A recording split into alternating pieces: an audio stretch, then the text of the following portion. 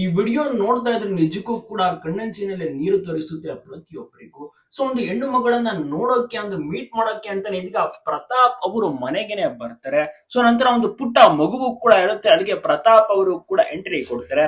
ನೋಡಿ ತುಂಬಾನೇ ಖುಷಿ ಪಡ್ತಾರೆ. ಒಂದು ಹೆಣ್ಣು ಮಗಳಿಗೆ ಬಹಳಷ್ಟು ರೀತಿಯಲ್ಲಿ ಅವರು ಹೌಸ್ ವೈಫ್ ಆಗಿರ್ತಾರೆ, ಒಂದು ರೀತಿಯಲ್ಲಿ ಅವ್ರಿಗೆ ಒಂದು ಉಡುಗೊರೆಯನ್ನ ಕೊಡ್ತಾರೆ, ಒಂದು ಸೀರೆಯನ್ನು ಕೂಡ ಕೊಡ್ತಾರೆ. ತುಂಬಾನೇ ಖುಷಿ ಆಗುತ್ತೆ ಅವರಿಗೆ.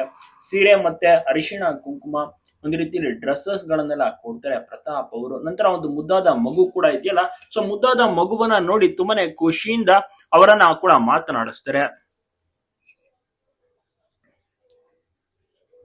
ಬಹಳಷ್ಟು ರೀತಿಯಲ್ಲಿ ತುಂಬಾನೇ ಪ್ರತಾಪ್ ಅವ್ರಿಗೂ ಕೂಡ ಖುಷಿಯಾಗಿದೆ ಅಂತಾನೆ ಹೇಳ್ಬೋದು. ಎಲ್ಲಾ ರೀತಿಯಲ್ಲೂ ಕೂಡ ಪ್ರತಾಪ್ ಅವರು ಇವರೊಟ್ಟಿಗೆ ಬೆರೆಯುತ್ತಾರೆ.